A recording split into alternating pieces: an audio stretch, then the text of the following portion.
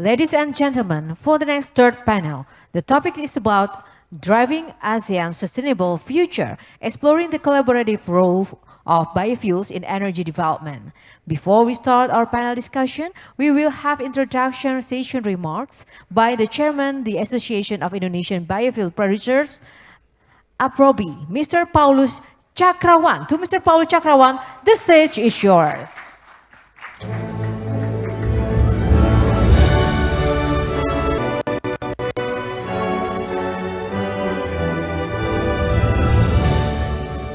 Here I saw the Ambassador Yuri, Pak Bustomi, maybe already left, Pak Gobel, and Pak Yuda, and also my colleagues, also Pak Fadil, and my colleagues from Malaysia, Unitan, the Director of MBA, Malaysian Biodiesel Association, and my colleague from Thailand, Kun Sunan, Thailand Biodiesel Producer Association, and all distinguished guests. Assalamualaikum warahmatullahi wabarakatuh. Thank you for inviting me to deliver the session introduction remarks, and appreciate Indonesian Palm Oil Strategic Studies, IPOSS, and collaboration with the Asian Center of Energy, ACE, and the Council of Palm Oil Production Countries, CBOPC, for organizing this forum. Ladies and gentlemen, as we are aware, bioenergy has been recognized as one of the solutions to lead the world into the energy transition toward the net zero emission. Asian member countries has been producing biofuel since 2005, and including Indonesia, Malaysia, and Philippines.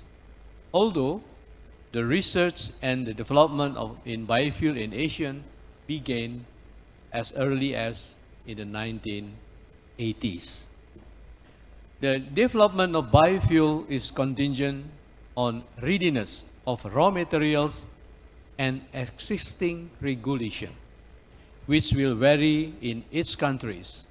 For instance, the Philippines, the Biofuel Act or Republic Act, RA 9367, was signed in January 2007, making the Philippines is the first country in the Southeast Asia to have biofuel legislation in place.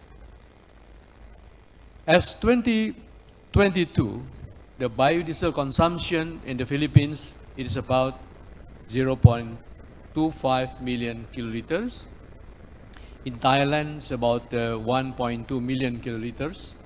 In Malaysia, 0.9 million kiloliters, and Indonesia, 10 million kiloliters. Vietnam, Laos, Cambodia, Myanmar are still in the progress of development. However, the use of bioenergy, such as firewood, has been in practice in the world and Asia for centuries. In Indonesia, the use of 35 biodiesel blend is currently mandatory. Even the testing has been completed for B40. Additionally, Indonesia also developing palm-based gasoline. And then the bioethanol is already launched by state-owned company Pertamina recently. And 2 weeks ago, the final static test was conducted on Garuda, Indonesian airline, Garuda Indonesia, CFM 56-7 aircraft engine, which is planned and expected to undergo a flight test on August 17, this month, using J2.4 biofuel as fuel. Collaborative development has long been carried out among some countries, actually. I remember it was started in 2006, 2007 between Indonesia and MPOB at the time, Malaysia and Thailand. Even the third biodiesel, yeah, 1, 2, 3, 4, right? The October, Unitan. The fourth biodiesel conference is planned and be held in Kuala Lumpur on October the 3rd and the 4th to 2023, where the producer, researcher, government official from Asian countries will be invited. Despite almost 20 years of biodiesel development in the Asian region, several challenges must be addressed, such as improving quality, pricing, feedstock, supply chains, recognition from the transportation industry, cooperation with all stakeholders, including the oil industry. Hence, this forum provides the excellent opportunity for us, Asian, to learn about the development of bioenergy, biodiesel from each member country. And it will be presented by experts from within and outside Asia.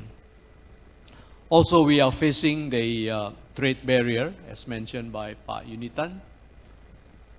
That's why, in conclusion, I hope this forum will lead to continued collaboration in various forms, starting from exchanging information, research partnership, and business cooperation, to strengthen and enhance the role of sustainable bioenergy, biodiesel in the effort to transition to net zero emission energy target. Ladies and gentlemen, thank you and good afternoon.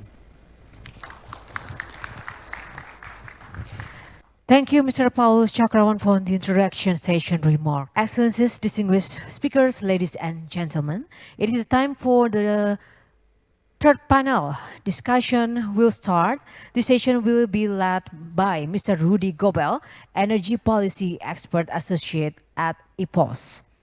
Mr. Rudy Gobel is a Senior Policy Advisor at the Center for Policy Development in Australia, as well as the Coordinator for the Subsidies Reform Initiative at the Secretariat of the National Team for the Acceleration of Poverty Reduction, Office of the Vice President of the Republic of Indonesia.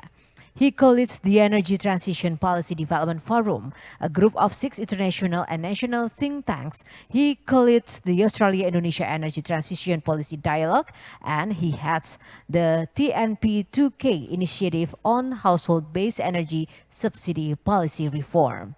Prior to his current role, Rudy held various roles in public and private sector for more than 26 years, including 18 years in senior management, and several important positions, including ministerial expert staff for the Indonesia's Ministry of Energy and Mineral Resources in 2015 and until 2016, Senior Advisor for the Indonesia Palm Oil Fund Management Agency, BPDPKS, Senior Advisor for the Jakarta Mass Rapid Transit, MRD, Senior Vice President at Indonesia Infrastructure Guarantee Fund, Corporate Secretary of Medco Downstream Indonesia. He has a master's degree in economics from the University of Indonesia and is a doctoral candidate in strategic policy from the University of Indonesia School of Strategic and Global Studies. Please welcome to Mr. Rudy Gobel. The stage is yours. Please give big applause.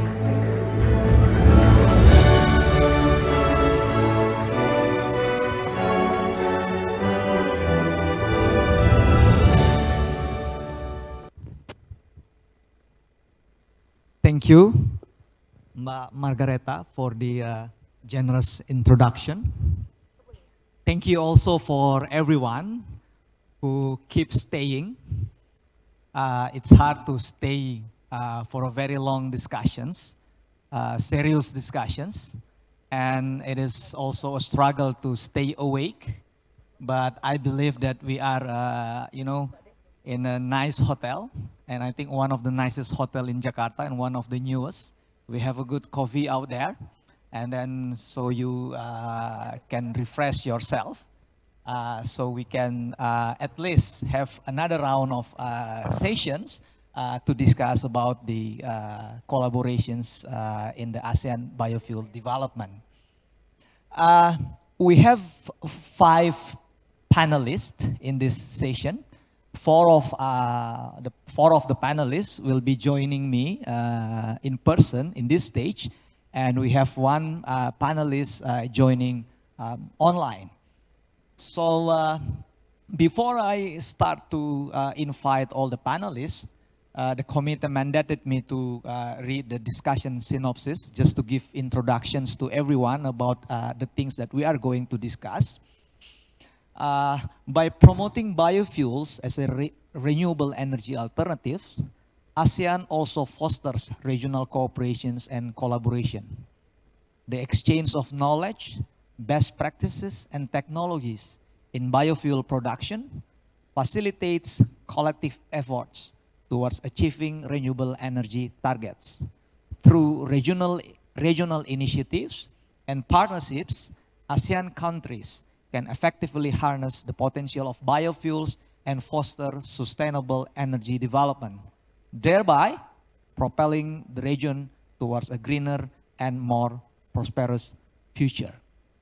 In the first 2 sessions, we already discussed about the what, the biofuel as the greener, more sustainable alternative for renewable energy. That's what we discussed in the first session. In the second sessions, we also discussed about how biofuel development can support the development, the economic development, yeah, and try to improve the economic landscape of Southeast Asian nation.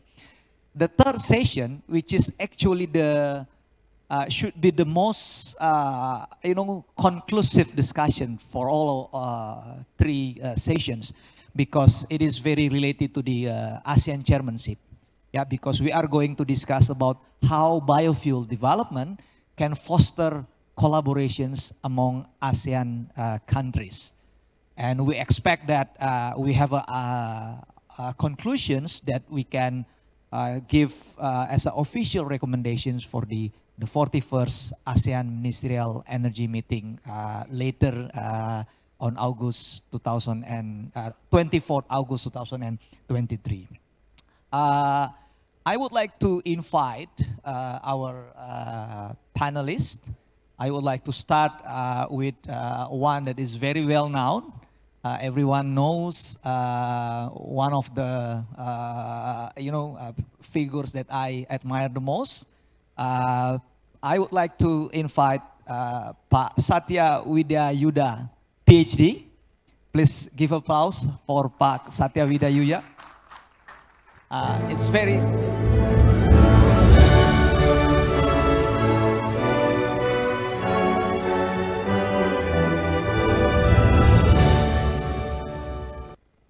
It's very difficult to introduce Pak Satya because he comes with so many features and so many experiences.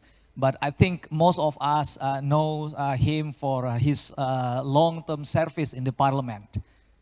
Vice Chairman of the Commission 7, Vice Chairman of the Commission 1, and then also one of very well-known speakers in the energy sector. Pak Satya earned his bachelor's degree in marine technology, which is specialized in the offshore engineering from the Institute Teknologi 10 November, Surabaya. Pak, just yesterday I just learned that IPOSS, your campus, they already have the Faculty of Medicine. Yeah, it's very interesting, and I think that's the first time a technology institute having a medical school. Yeah, so Pak Satya also received his PhD from the sorry, I get lost.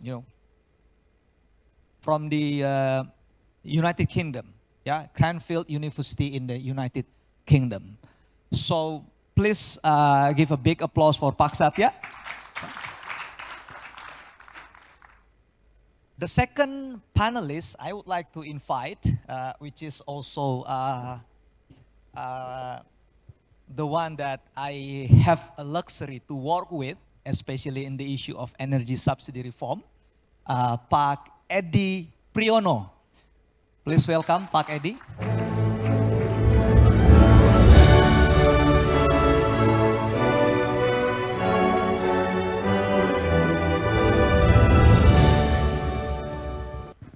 Pak Edi is currently the Deputy of Economic Affairs of the Chief of Presidential Staff. And Pak Edi has been working in some important policy changes and policy improvements. I just mentioned recently one of them is the reform in some subsidies. Ibu Mercy mentioned in the first sessions we talk about 520 trillion Indonesian rupiah of energy subsidy last year, 2022.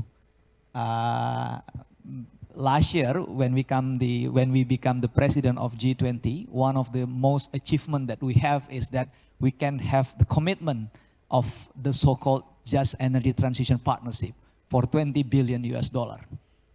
But last year, the government spending 35 billion US dollar in 1 year alone for energy subsidy. So that's why, Pak Edi is working on that improvement of the policy. Pak Edi graduated from the University of Indonesia and has been working in a consulting role in some of the international institutions, USAID, AUSAID, Plan International, Swiss Contact, Chamonix, and also Economic Program Officer at the Asia Foundations. Before becoming the Deputy Economy of the Presidential Chief of Staff, Pak Edi served as a Senior Advisor at the Presidential Staff Office, or we know as the KSP. The third panelist I would like to invite is Pak Berlianto Pandapotan. Pak Berlianto will be joining us online.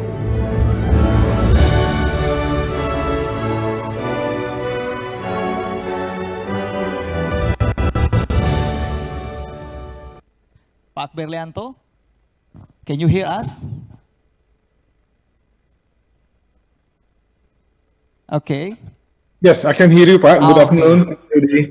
Thank you, Pak Berlianto. Thank you for joining. Pak Berlianto is the Director of ASEAN Economic Cooperations at the Ministry of Foreign Affairs of the Republic of Indonesia. He assumed that position since January 2020. And Pak Berlianto, basically the topic that we are going to discuss in this third session, mostly related to your role as the Director of Economic Cooperations ASEAN at the Ministry of Foreign Affairs. Pak Berlianto is a career diplomat.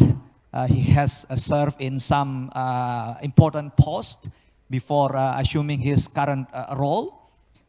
He was the consular at the Embassy of the Republic of Indonesia in The Hague, the Netherlands, and also Vice Consul at the Consulate General of the Republic of Indonesia in Vancouver, Canada. Give a big applause to Pak Berlianto. The fourth panelist I would like to invite. He's flying all the way from Bangkok just to attend this forum. Yeah, Mr. Sanin Trianon. Mr. Sanin, may I invite you to join the...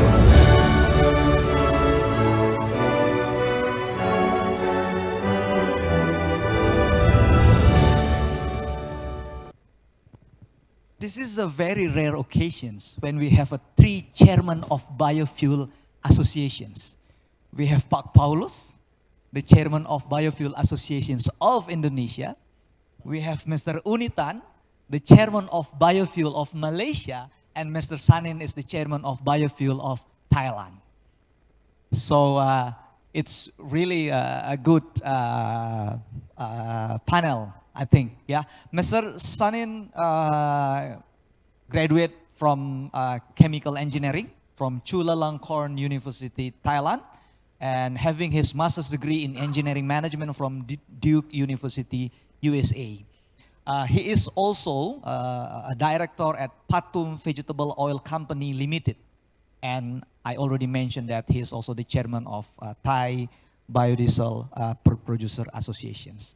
And the last panelist, yeah, which is also a very close friend of mine, very well-known economist, working in some economics area, and also happens to be the one of the expert staff at the Vice President office. So I would like to invite Pak Fadil Hasan.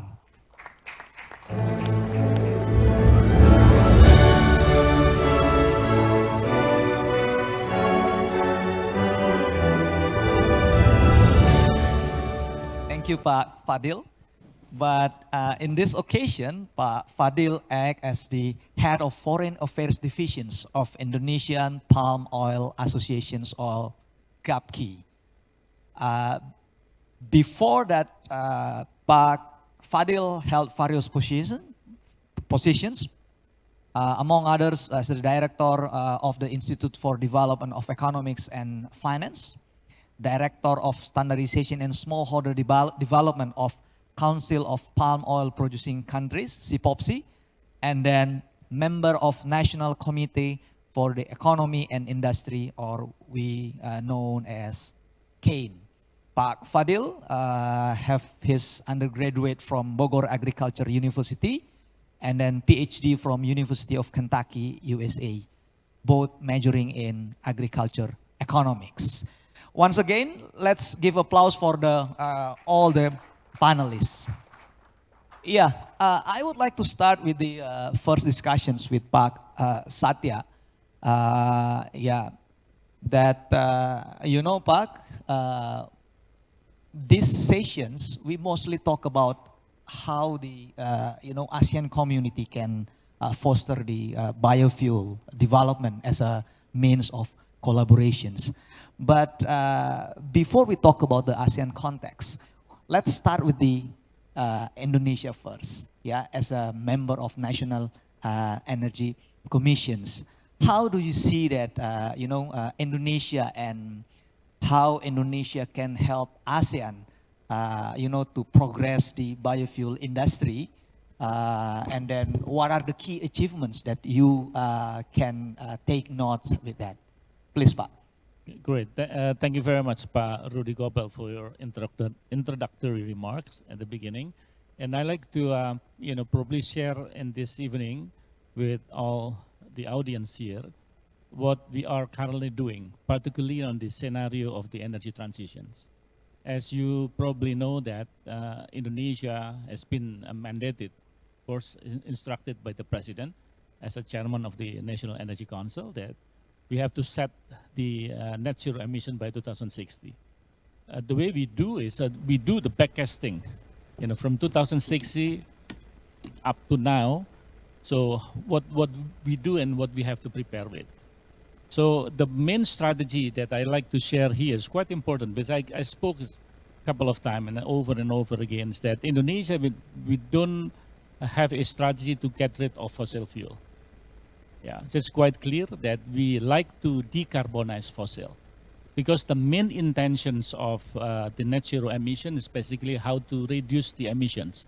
And we already agreed across the ministry that Indonesia by 2030 like to reduce emission up to 446 million ton. And of course, this is with the international aid. So knowing that scenario, so at least something that I would like to share, because of we are talking biofuel specifically in this forum, and how do we picture biofuel in this energy transition scenario? If I may,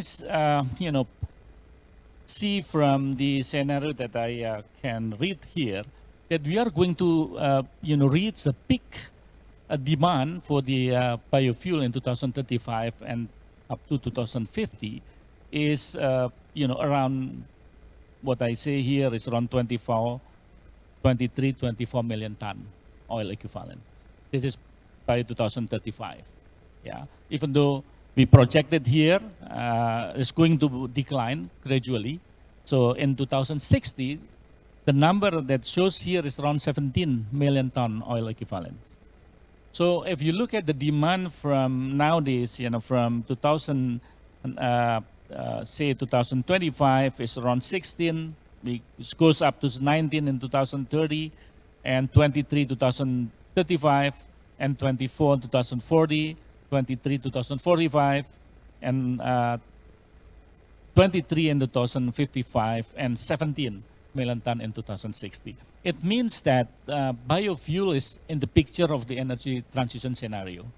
So that is quite important number, if I may say, because of we agree we don't get rid of fossil fuel. That is the key word. It means that the biofuels in the future is going to be the energy mix of the fossil fuel. So what we do here that, if we look at ASEAN, they have different mandate, of course, from individual countries like Vietnam, they are saying about 10% for the ethanol and also for biofuel. But Indonesia, as Paulus mentioned earlier, said, we aiming 40% by 2030. That is quite big numbers. And even on the power sectors, what we do now to decarbonize our coal fire plants, we do some of the co-firing. So this is also shows that how important biofuel in any sectors. Transportation, of course, we are discussing from morning, I believe. But from the industry side, like I just mentioned earlier, from the electricity, if you look at the final product of the energy, in terms of the demands, around 45% is the electricity. Believe me, in our projection, 2060. It means that we electrify anything. We electrify transportation, we electrify the industry. So biofuel in the 2060, it still appears with the 17 million ton oil equivalent.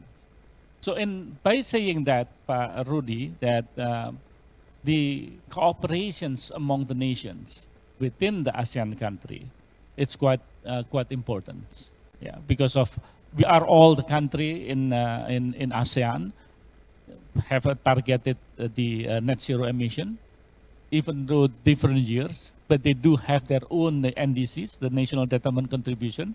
It shows in their individual national determined contribution is quite clear that they want to move forward toward the cleaner energy. And biofuel is one of them. Okay, thank you, Pa. It's very interesting you mentioned that, to meet the increasing demand, biofuel should be clearly, should be positioned in the picture. Yeah, and then you mentioned that in every nations they have their own respective target. Yeah, about that. So if we talk about the collaborations among Southeast Asian countries, it means that, if you want to go together, yeah, as a whole region, so we think about how can we harmonize regulatory framework incentive between every ASEAN countries. So it's not only Indonesia, Malaysia, Thailand, or some ASEAN countries, but we have to go together. Yeah. So what do you see that? Yeah, we have to set the common goals, though. Yeah, and also we, if it's possible, we develop the uniform standard. So that means that the product of the biofuel from any countries in the world, of course, we like to see it. If we can develop the uniform standard and certifications, it will be great. So it's going to be easily tradable, from one country to another country.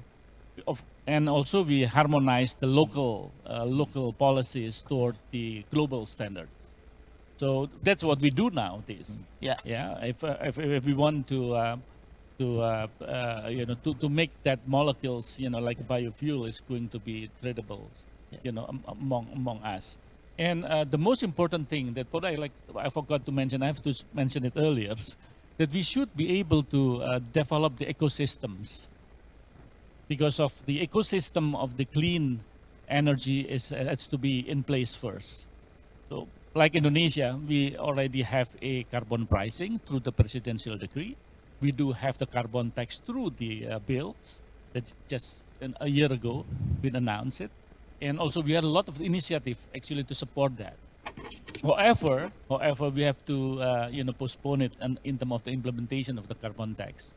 Yeah, so that's too bad, somehow. Even though there is a reason for the government to postpone it because they want to maintain their economic growth. Yeah. Yeah, in order to reach that number. Yeah. That is reasons from from the Ministry of Finance, I may say. But again, if we are able to establish the ecosystem, and all the country within the ASEAN also do the same way, and then we harmonize the regulation among us, we develop the common standard. I think, I'm quite optimistic that ASEAN has become a stronger in terms of the development of the biofuel. Yeah, thank you, Pa. I think I'm also share the same optimistic, Pa. If we follow all the discussions since the beginning, yeah, and then I agree with you, Pa, that the same standard is very much important. But I think also the standard from the upstream all the way to the downstream. Yeah, in the previous sessions, we hear from friends, when they talk about the, from the plantation side and then all the way to the consumer sides. Okay, let's move to Eddie. When we talk about the Indonesia and then ASEAN regions, yeah, when we talk about how we foster the collaborations of the policy, biofuel development, we cannot get away from the policy perspective, policy point of view. So, what do you see, or according to your opinion, what policy measures that ASEAN countries can adopt to accelerate the biofuels and to meet the increasing renewable energy demands?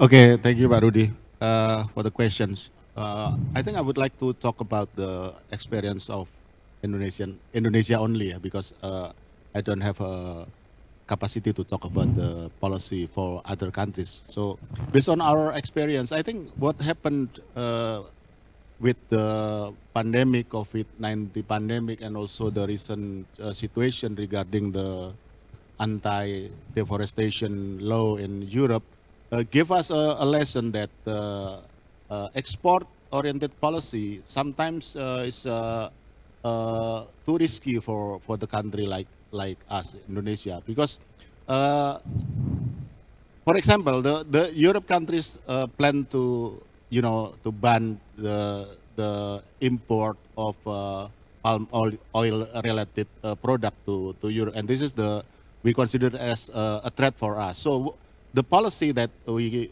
take to cope the situation actually is the first of all is strengthen the domestic market, and we should strengthen, meaning that we should strengthen the demand for the palm oil related product, especially or including biofuel. And we have what we call it as a B35 policy, meaning that at least 35% of fuel for diesel machinery should coming from palm oil for the case of Indonesia. And also we have a subsidy policy, and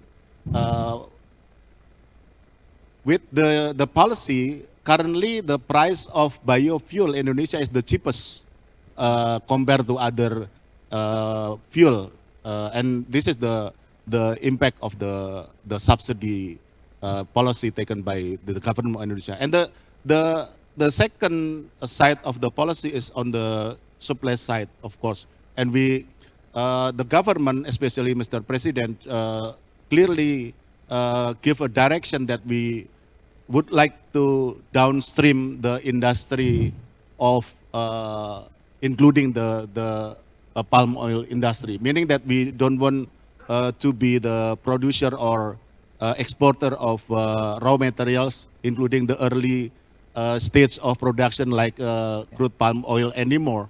And we want to be the producer or exporter of the more advanced product of the palm oil related. And also we have policy on the market side, yeah. As mentioned by Pak Satya, we have regulation on the carbon trade and carbon tax. This is directly or indirectly related to the policy to increase the use of biofuel.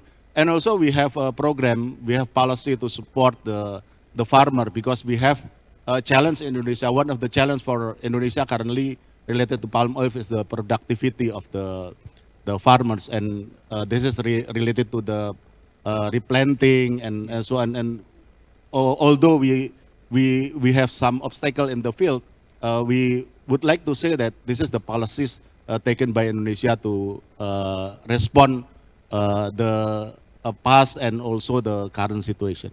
Thank you, Pak. I have a follow-up questions, but since you mentioned mostly about Indonesia, and that would be it would be good if we can have you know, perspective from other countries.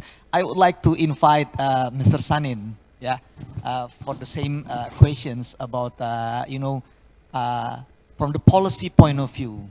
Yeah, I understand that you represent the industry, you represent the biofuel producers, but the biofuel industry in your country, I think pretty much alike with the you know, in Indonesia, that we need sort of like a policy to pull the whole industry so it can works you know, more productive, yeah, and then giving more incentive for the industry to you know, develop further the biofuel products.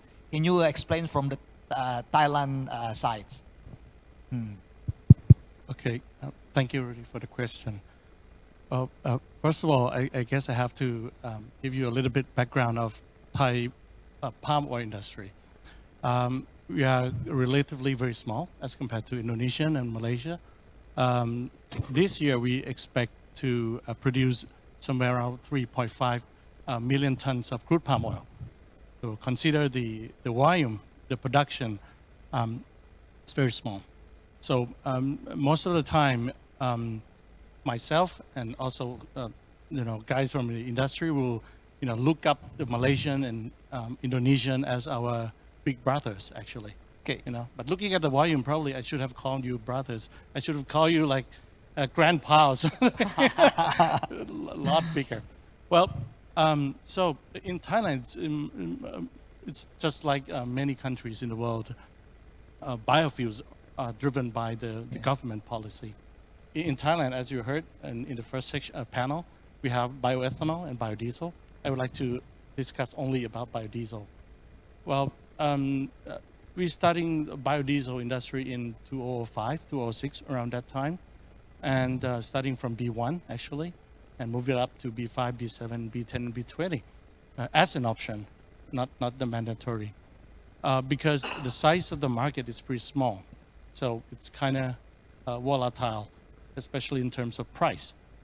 So it means the government has to well manage the stock level of crude palm oil good enough to make sure that everyone are happy, actually, like consumers, farmers, biodiesel producers, refineries, mills, and everyone.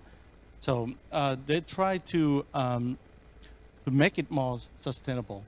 Just last year, they formed the committee called Crude Palm Oil Balancing Committee. So we basically meet up every week. That's the first, you know, that's kind of new thing to the industry. Yeah. Every morning of Thursday, actually tomorrow. Okay. But I have a good excuse not to join them tomorrow, good, right? Because I'm traveling. So every Thursday morning, we come down, sit and talk about the stock, the forecast of the market, forecast of the productivity from the plantation and everything, trying to manage the stock level in the country. And the one of the solution that our government has is the blending ratio of biodiesel as an adjustment factor. You know, whenever the stock is too high, we increase the blending ratio on the opposite side. So that's the way we're doing. And another new thing is because the level of the crude palm oil stock is very critical to the industry, so the government has the regulation to install the actually, how can I put this, like a level measurement at the storage tank for everyone, the mills, distributors, refineries, biodiesel producers. So now we have real-time stock level, like in every second. So every meeting we have, they just put up the level of the stock, and then we can discuss. Yeah. So that's the way they're trying to manage the stock. But the question is how we foresee the supportive policy from the government for biodiesel. It's pretty hard to say this because they also, of course, biodiesel in Thailand is for the farmers, but at the same time, whenever the crude palm oil price, goes up, the diesel consumer pay the higher price. So they try to balance out between the diesel, conventional diesel price and biodiesel price. So it seems like they're not kind of fully supported as what you have here in Indonesia or Malaysia. Yeah. Thank you, Mr. Sanin. That's good to hear when Mr. Sanin refer Indonesia as a big brother. And so I would like to have a follow-up questions. And when you see Indonesia as a big brother, yeah, what lessons that you learn from us?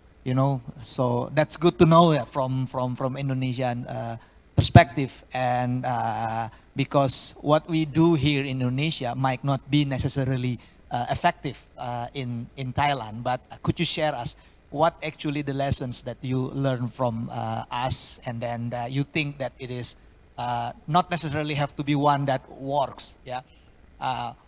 So please respond. Thank you. Of course, every country has its own context. But for me, what I admire most for Indonesia is the commitment by the government. I think that is very important for every biofuels industries. When you say B35, you go for B35, right?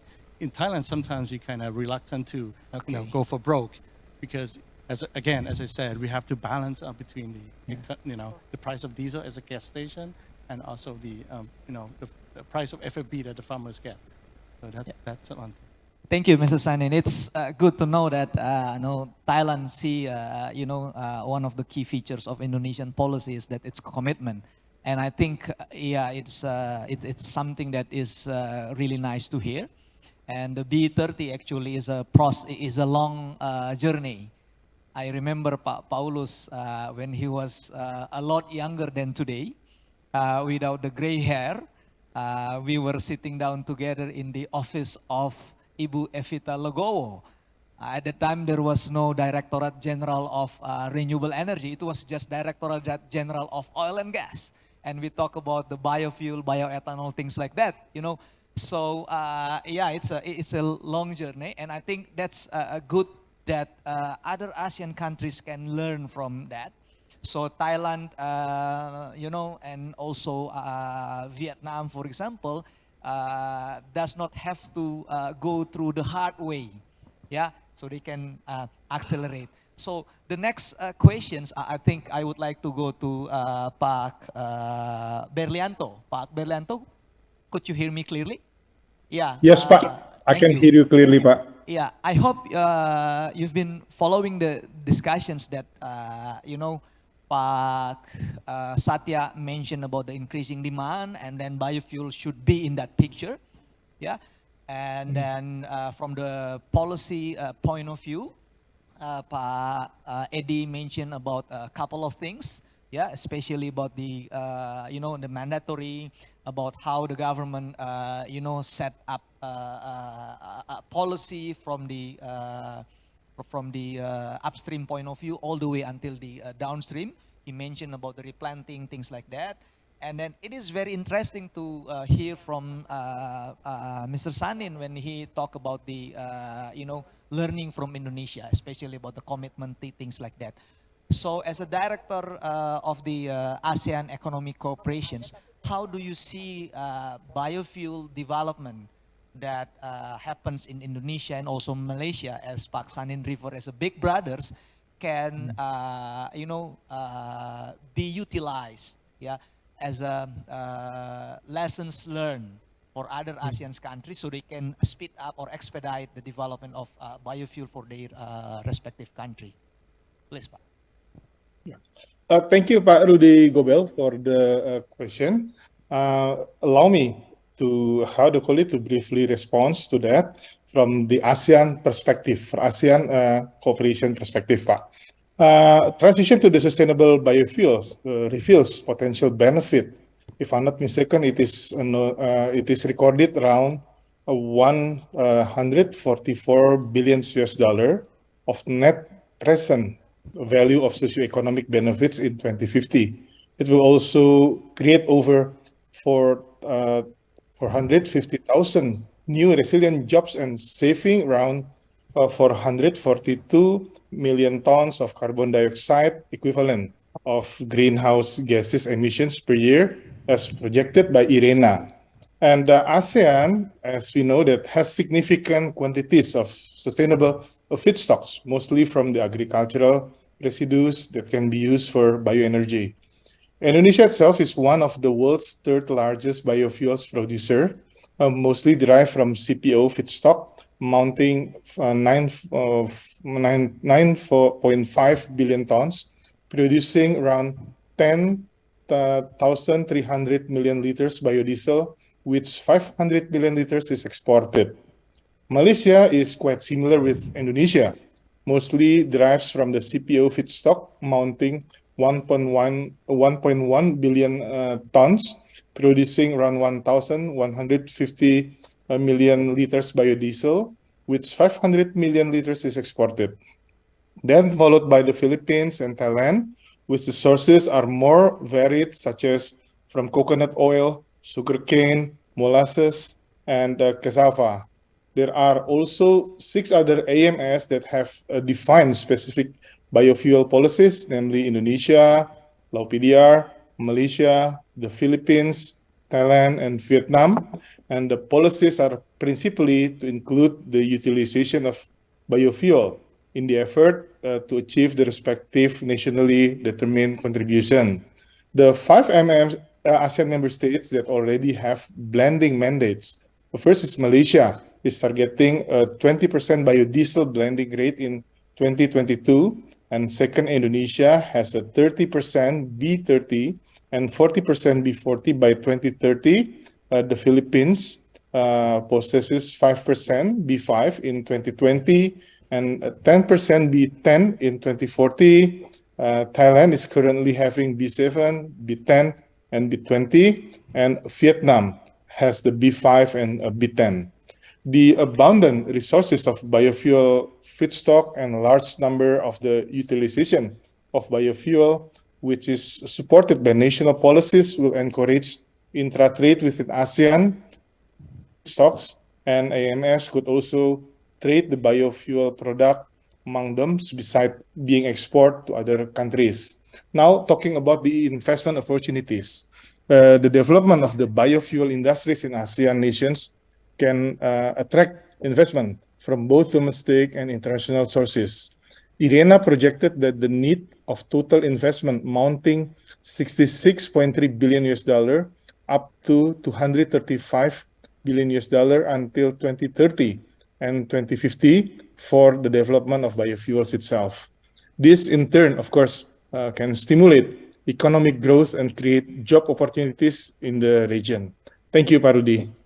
Thank you, Pak. I have follow-up questions, especially related to the, how the Ministry of Foreign Affairs facilitate the collaborations. But I would like to, make a follow-up discussions when you mentioned about the blending mandate. I'm sorry, Pak Fadil has to wait a bit longer because I would like to go back to Pak Satya. When Pak Berlianto talked about the blending mandate, which every country, almost every country in Southeast Asia, is already have a blending mandate. But I think blending mandate is one thing. Yeah, there are a lot of things, you know, other than the blending mandate. I remember that in 2005, Pak, you know, I was representing a company that, you know, produce a bioethanol. Yeah, at the time we have the blending mandate 2.5% for the biodiesel and 1% for the bioethanol. The history tell us that the biodiesels goes up from 2.5% all the way to now 35%. And the bioethanol mandatory program never fly. It's still 1%, it's never been achieved, and then now it's dying young. So I would like to have, you know, response or, you know, discussions from Pak Satya. So other than the blending mandate, or how can we complement the blending mandate to make sure that the, you know, biofuel policy can fly? Well, I think it's, you know, lesson learned from other countries become something that we can, you know, use as a reference. Yeah. Yeah, like what just been mentioned on Thailand has a different style. Yeah, even though it's mandated, but it's difficult to follow. And if you go back to ethanol, of course, ethanol is always going to be in the issue. Go for food or go for the energy. Yeah, so now this is that's become serious issues because of the government tend to you know, to get more revenue rather than only thinking about the you know, shifting from you know, from dirty energy to bit of cleaner energy. So we understand that. We understand that. But again, a lot of rooms actually to implement for you know, for biofuel for other things. You know, I mean, comparing with just only focusing on the ethanol. So what I like, you know, propose actually, you know, because of in National Energy Council, we are very much focused on the how do we reduce the emissions. Of course, you know, using the cleaner, you know, energy has become mandatory to achieve and to reduce the emissions. So price is also an issue. So price has become you know, something that the government from the center and also from at the provincial levels has to solve it. Yeah, because one of research, I can put an example in East Java. So they do have their own policy. They call it OPOF. Yeah, one product, one pesantren, which is you know, from location was occupied by the you know, Muslim scholars. Yeah, it does not really work well, you know, because of the pricing issues, and they like to find a solution through the provincial levels. Yeah, and still a bit difficult. So, in my opinion, if we could work out, you know, that issue locally as well as nationally, that make the creations of using the ethanol, yeah, at the provincial level more, you know, more workable rather than we are, you know, discussing, but there is no results. So that's probably one way that we can do for the future. Thank you, Pak. We can come back with that, you know, as a, you know, your role as a member of National Energy Council. But I think let's go to Pak Fadil. Pak Fadil is representing the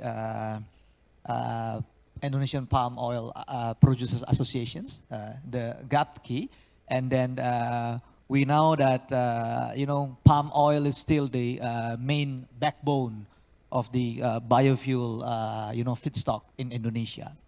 And then because of the, you know, productivity, because of the lessons, you know, the experiences that we have, now the government is, you know, sort of like trying, no, I'm not saying trying, but in fact, we can see that a bit leaning on palm oil for the diversifications of products. So it's not only for the diesel fuel, but also for gasoline, things like that, through the development of the green fuel, something like that. How do you see that, from the palm oil producers' point of view, about the recent development and the future, trend of the renewable energy products?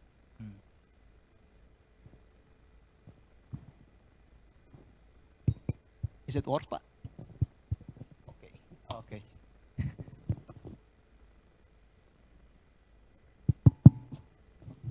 Yes, thank you, Pak Rudy Gobel. Yeah, I think it is from the producer of palm oil perspective, the diversification and then the expansion of the use of palm oil for other purposes is good, because it's going to create the value added of the products in our economy, but also in terms of our effort in reduction of the greenhouse emission, right? And if, for example, the ASEAN has a roadmap of sustainable energy goals, this is also is very timely, yeah, because I think the Indonesian, Malaysia, and Thailand produce more than 90% of the palm oil in the world, and yet the majority of the palm oil products consumed not in the ASEAN countries, but in the non-ASEAN countries. Now, in the light of the fact that now some countries impose various trade restriction on the palm oil use, especially for biofuel, I think the roadmap of the ASEAN countries in terms of the implementation of palm oil-based biofuel is a way of how we diversified our market. We are going to move away gradually from the countries that impose the various restriction into the ASEAN countries.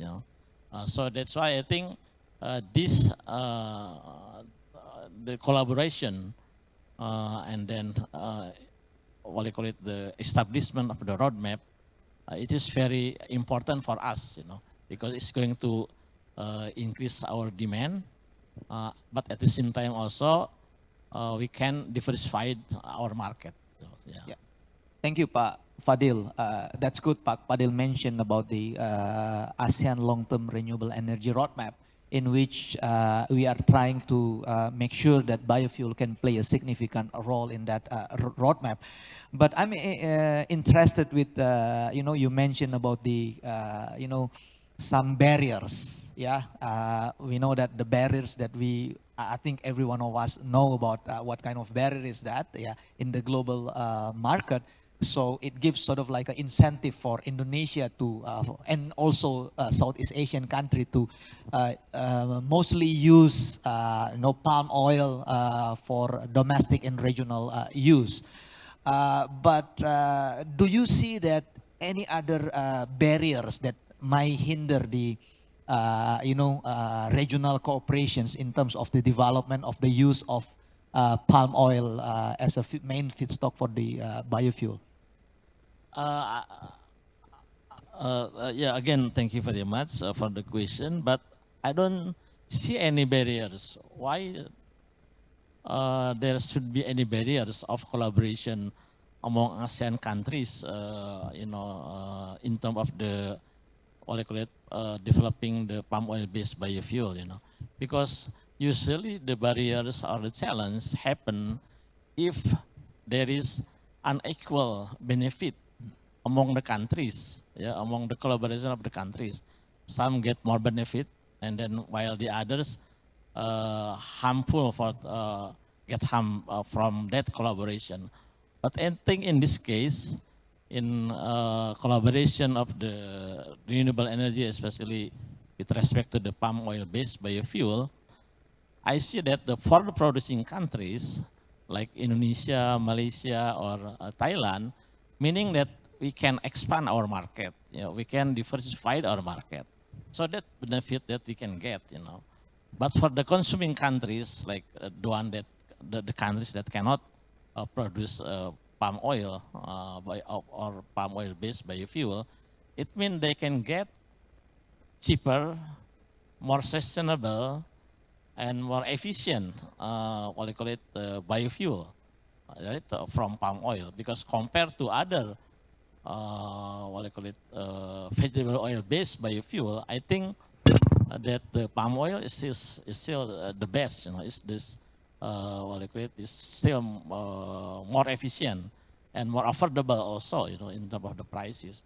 So all countries, both producing countries and consuming countries, benefit from all that collaboration. So what we need, I think, is the commitment, right, from us, each ASEAN countries, to really implement this collaboration, and then what they call it, developing the roadmap and also the target, to implement this what they call it, this policy, something like that. Okay, I'm glad to mention that you don't see or expect any barriers. If we were to collaborate among ASEAN countries, but with one condition. You mentioned about the equal benefit. Yeah. So I would like to go to Pak Berlianto, since you are the one that responsible to ensure the smooth economic cooperations among ASEAN countries. What is initiative or that Ministry of Foreign Affairs, and especially in your role, to ensure that there is a equal benefit for all Southeast Asian countries in the development of biofuel in the future? Okay, thank you, Pak. Actually, it is already explained by Pak Fadil that ASEAN now is developing a roadmap, Pak, the ASEAN and ethanol R&D roadmap.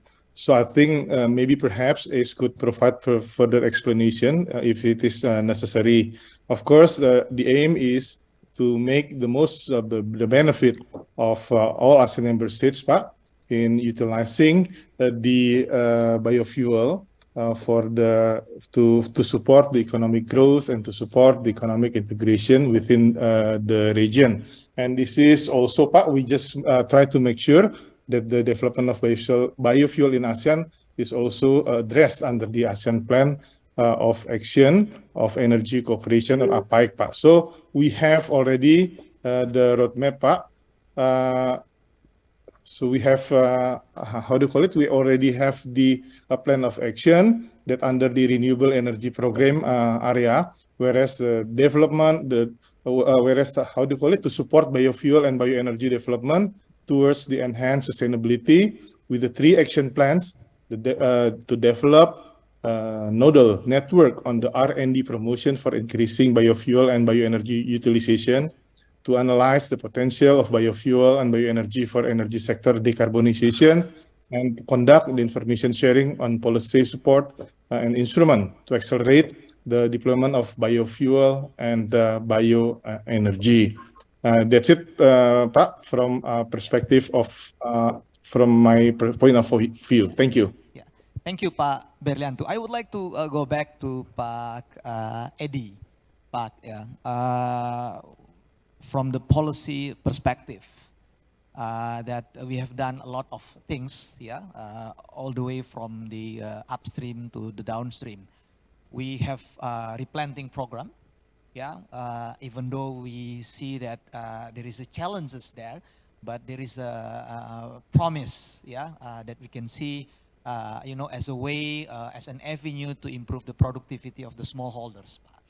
So from your perspective, how do you see the involvement of the, smallholders or the society overall? Because if we don't want to have, impression that when we develop the biofuel, then it will be, a matter of a big business. Yeah, we want to make sure that no, this is everyone's business. This is something to do with the business itself, but this is also pretty much to do with the development of the local community, local economy, circular economy, things like that. How do you see from the policy perspective to balance that part? Yeah, actually, the policy of the government of Indonesia regarding the small holder is uh, to encourage them to work together as like as a cooperative or other business entity that make them possible to have like processing industry, small scale of course, yeah. So the government trying to support the smallholder to get the more added value from the palm oil. So we have some project that the smallholders, small farmers build the processing facility so that they can enjoy the more value added. But this is the still there is a challenge, yeah, of course, yeah. But because it's not easy to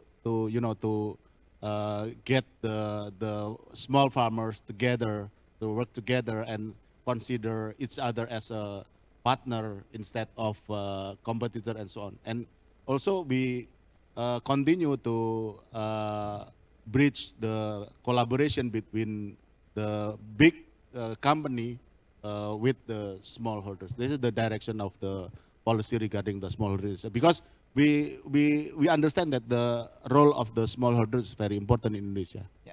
Thank you, Pak.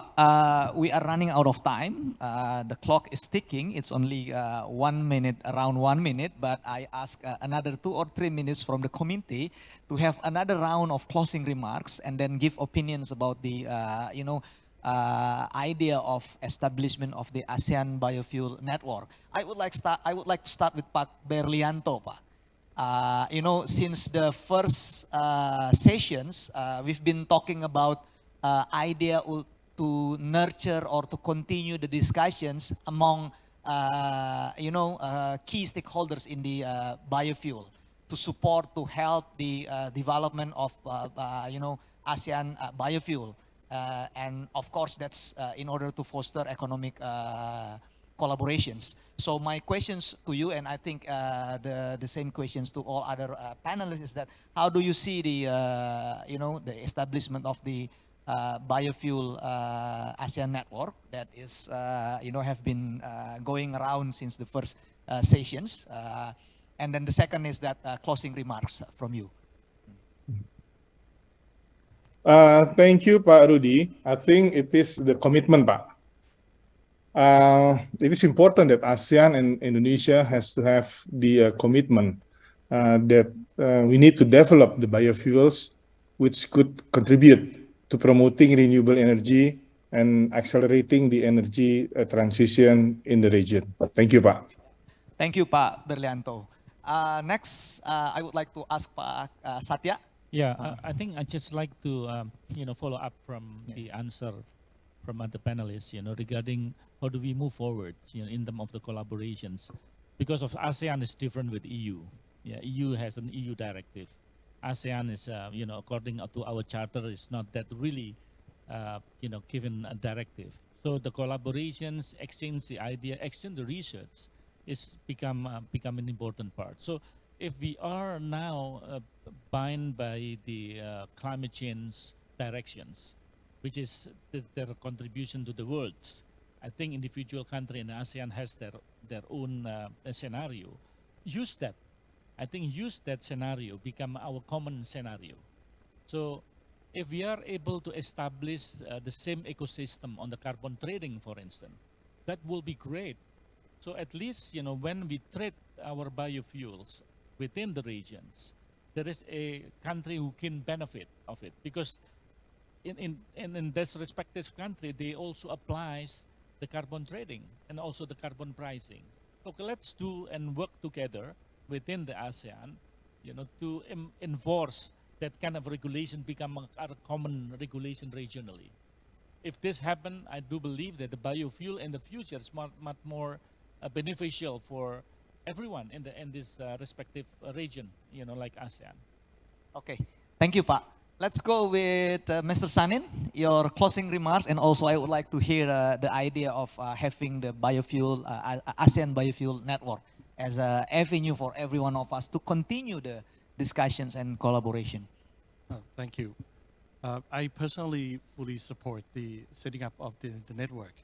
For me, I would like to address like this. I think it's not going to be easy. It's going to be challenging for sure, but it's going to benefit everyone here in the longer term. The keywords that I would like to address here is it's very important to find the common interests for each countries, and then we should set up the common goal, right?